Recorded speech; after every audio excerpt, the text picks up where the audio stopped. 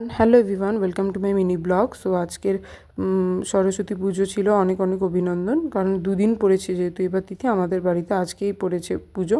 সবাই অঞ্জলি দিয়েছিল। অঞ্জলি দেওয়ার পর আমাদের যেহেতু নিয়ম আছে সরস্বতী পুজোর দিন জোড়া ইলিশ বাড়িতে নিতে হয়, তো সেই মতন মা বাজারে গিয়ে একটা ইলিশ নিয়ে এসছে। দুটো পাইনি, যেহেতু অনেক দাম ইলিশের, একটাই নিয়ে এসছে আর একটা অন্যদিন আনবে। এই একটা বেগুন আর লাউ ডোগা দিয়ে ইলিশ মাছটা ঘরে নিতে হয়, আর এগুলো দিয়ে রান্না করতে হয়। ধান দুব্বো দিয়ে তারপর মাছটাকে সিঁদুর লাগিয়ে, ধান দুব্বো দিয়ে সিঁদুর ফোঁটা দিয়ে তারপর ওখানে শিলনোড়া আর হলো একটা ওই যে প্রদীপ ধরে। আর এটা নেবে হচ্ছে আমার ভাই ঘরে নিয়েছিল, আমার বাবা যেহেতু বাড়িতে ছিল না সেই জন্য। ভাই ঘরে নেওয়ার পর মা হলো মাছটা কেটে ধুয়ে সমস্তটা বেছে টেছে। আর একটা ইন্টারেস্টিং ব্যাপার জানো কি, এই মাছটা না কোনো রকম ভাজা টাজা ছাড়া ভাজবে না, মানে নর্মালি রান্না করবে মা জল ফোড়ন দিয়ে।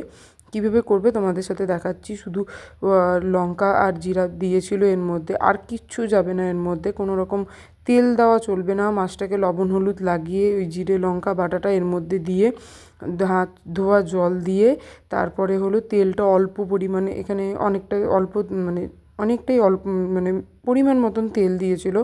মাছটাকে কোনো রকম ভাজা চলবে না, কোনো রকম কিচ্ছু দেওয়া চলবে না, মশলাপাতি এইটুকুই দেওয়া চলবে। আবার নিয়ম আছে মাছের আঁশটা যেন আবার বিড়াল না খায়, মাছের আঁশটা যেন আবার মাটিতে পুঁতে রাখা হয়, এরকম একটা নিয়ম আছে। তারপর সেই রকমভাবেই জলে ফোড়ন দিয়ে দিল, ওরকমভাবে কোনো রকম ফোড়ন ভাজা টাজা ছাড়া। তারপর ওই লাউ ডোগা আর ওই যে বেগুনটা ছিল সেটাও দিয়ে দিল। আর কোনো রকম আলু ঠালু দেওয়া চলবে না, এইটুকু দিয়েই করতে হবে। আর জল ঠল দিয়ে তারপর মাছটাকে সেদ্ধ হতে দিতে হবে ওই আধ ঘন্টা, মানে 15-20 মিনিট মতন ঢাকা দিয়ে মিডিয়াম টু লো ফ্লেমে হতে দিতে হবে। আর যখন এটা তোলে না, মানে অসাধারণ লাগে জাস্ট খেতে। আর সরস্বতী পুজো থেকে আমাদের মাছ খাওয়া শুরু হয় আর শেষ হয় দশমীতে গিয়ে।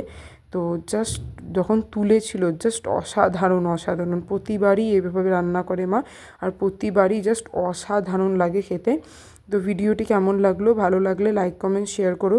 পৌষ পার্বণের ভিডিওটা তুলে ধরতে পারিনি, কারণ বাড়িতে প্রবলেম ছিল, একজন দুঃসম্পর্কের আত্মীয় আমাদের মারা গেছিলো। তো সরস্বতী পুজোর ব্লগটা কেমন লাগলো অবশ্যই জানিও, ভালো লাগলে লাইক করে দিলো, চ্যানেলে নতুন বন্ধু হয়ে থাকলে সাবস্ক্রাইব।